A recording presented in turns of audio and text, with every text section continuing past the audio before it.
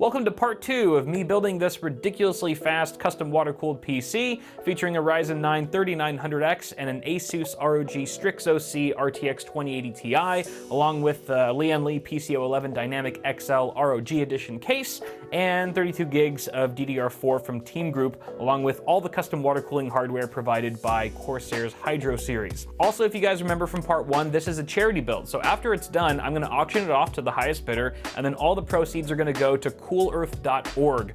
They are a nonprofit organization that employs local communities that live near rainforests in order to fight deforestation and climate change. I did plug them during the 12-hour live stream that I did recently with Paul from Paul's Hardware, but most of the focus for that stream was actually on Children's Hospital of Los Angeles, which, by the way, you guys helped us raise over $27,000 for the Children's Hospital of Los Angeles through Extra Life, at least at the time of filming. So huge shout out to all of you. Thank you guys so much for being a part of that. But coolearth.org is a great cause too that benefits all of us by helping to make the planet a better place. So if you're feeling generous and would like to give something, I'll put a link to them down below. All right, it's time to have some fun with the build now. So if you guys remember part 1, I did have these 3 ML120 fans on our top 360mm radiator. They are placeholders because we were waiting for the Fractal Venturi fans to get in here. They were still in shipping at the time, and they've arrived. So we've got 3 of these HP12s, 120mm fans that we'll be swapping out these ML120s for.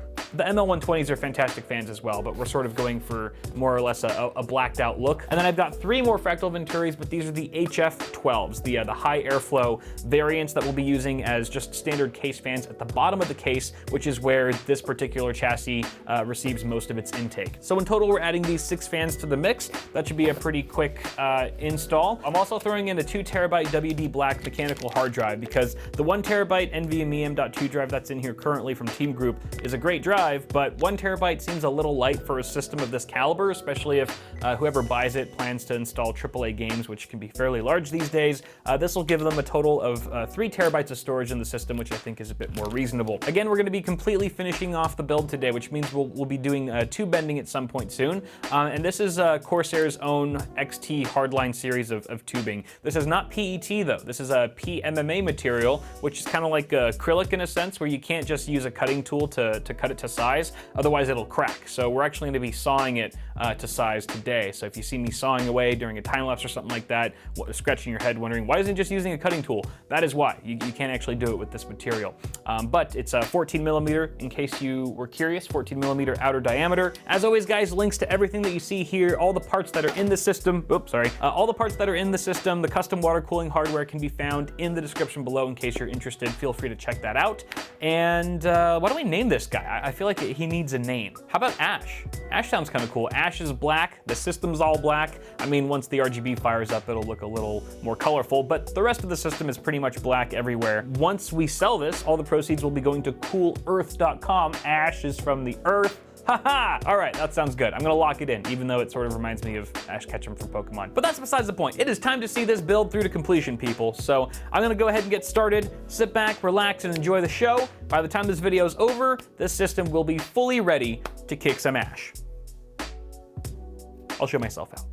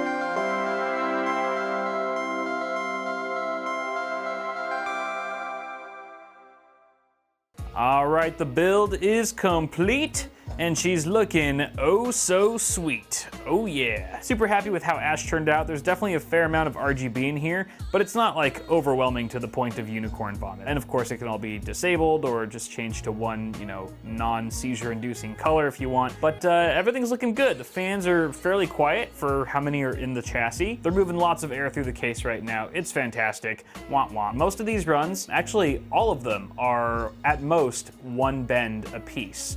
Just to keep things simple. You can see that I actually used a right angle fitting right here from the radiator to the GPU. That way I only had to bend it once. That definitely cut down on time. One thing about this tubing, this PMMA tubing from Corsair, I know other manufacturers use it too, I think. But PMMA, this is my first experience with it, and I wasn't a huge fan, if I'm speaking honestly. The fact that you can't use the cutting tool and that you have to hand saw everything to size, it definitely added a lot of time to the process, and it's simply not as convenient. Also because of the type of material, even when you do saw it, it does tend to crack a little bit on the edges, and so you don't get the cleanest cuts always, so you then have to use sandpaper to sand it down, and that takes more time. I mean, they should really call it PIMA, because it was a royal pain in my ass at times. That being said, everything else is looking good. This little bend here, I shouldn't say bend, this tube runs just a straight one, but it's not exactly level because you can see the fittings aren't exactly flush with each other. The one on the right is a little bit higher, and for the life of me, no matter what extenders that I tried, I just could not get these two fittings flush. So therefore, it's there's a little bit of an incline, but it's very slight. Moving on to the horseshoe here, I'm amazed that I nailed this on my first attempt. I probably could do a better one, but I think I got lucky on the first one and I just kind of quit while I was ahead. I think it would take me a long time to do a better U-turn than this one. It definitely adds a unique look to the build overall that I wasn't sure about at first, but it adds character, and I'm growing to like it more and more. This tube bend was really easy as well, just a right angle back into the pump res, and that's the loop. One thing I will say is that this GPU, a little bit of sag. I don't know if you can tell. Let me see if I can get down here. A little bit of sag. You can see how straight the bends are beneath it, but then the GPU itself is a little saggy. I think it's just because the weight of the water block. Whoever buys this, I would suggest, you know, if they don't like that look or if they don't want to put any, you know, tension like that on the PCB, that they get some sort of a bracket or maybe a DIY kickstand for your GPU or something like that. Oh, do you guys want to see cable management? Let's take a look at cable management really quick. Might be a little darker back here. Oh. Hi, baby girl, she's sleeping. What a cute little kitty you are. Okay, you're tired. You can see that I did remove one of the hard drive cages that was in here just to open up a bit more room, especially since we're only populating one of the slots out of 4, because there's 2 drive trays in each of these cages. So we only needed 1 cage. I love how it's already pre-wired for SATA. That's just super awesome. But as far as cable management, I mean, it's obviously not my finest work, but I do like the fact that all the cables are pretty accessible.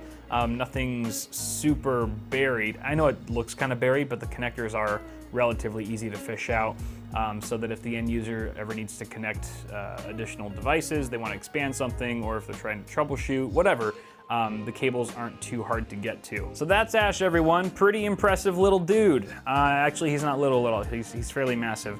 Super impressive system, extremely capable, and also ready for a brand new home. So if you guys want to put a bid on this guy, like seriously, you want to buy this and use it and love it, the bidding is going to start at the system's retail value, which I'll throw up on screen because I haven't calculated it all yet. But whatever number you see on screen right now is the starting bid. So you have to bid higher than this figure if you want a chance to own this PC. You can send your bids to me at sendtobitwit@gmail.com. And this is also very important. The subject of your email has to say charity PC bid. Charity PC bid. That'll just help me separate fan mail from the actual serious bids. So make sure that you guys put that in your email subject if you're serious about your bid offer. The other big requirement here, guys, is that it has to be local pickup only. I am not the most comfortable with shipping custom water-cooled PCs, even if I drain it and stuff. It's just, it's a lot of work as well, and I think Los Angeles is a big enough place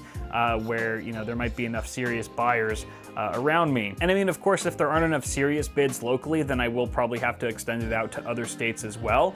But we're gonna try to keep it simple and local at first and just see how that goes. So if you guys are interested at all in purchasing this PC, shoot me an email.